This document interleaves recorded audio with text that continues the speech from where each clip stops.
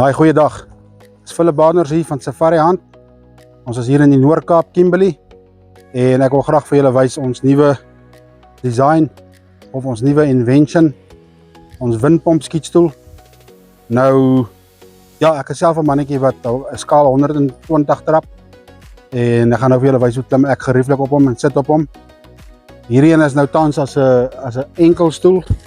Maar jy kan hom ook as 'n dubbel kry, dan sit daar aan albei kante so 'n stoeltjie vir jou en jou vriend of jy en jou kliënt om 'n middag vark in te wag of 'n jakkals of bok of wat ook al jy wil inwag. Diere is mos maar geneig om nie regtig op te kyk nie, diere is maar geneig om laag te kyk. So dis 'n baie lekker stoel, draai lekker in die ronde met al die gemaak wat al my skietstoele het. 'n Lekker armrest, skietarm om jou geweer vas te knyp. Okay, so om die stoel te installeer is eintlik heel eenvoudig. Ek gaan vir julle alles in die video wys. Maar wat ek ook wil sê is jy kan hierdie stoel op verskillende windpompe gebruik, verskillende hoogtes. Hy's nie gemaak om bo op daai platformpie te kom nie. Dit sal altyd langs die kant van 'n windpomp wees. So op verskillende hoogtes kan jy hom instel. Hierdie crossbreiders hou die gewig, so dis nie net die engelandjie wat daar is wat die gewig dra nie. So ons het gedink dat die gewig versprei word op die windpomp.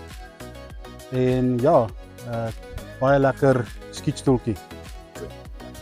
Alright, so kyk my videoetjie, geniet hom en laat weet my as jy so iets soek. Vind uit en ek gee vir jou die prys op hulle. 'n lekker windpomp skietstoel. Baie dankie.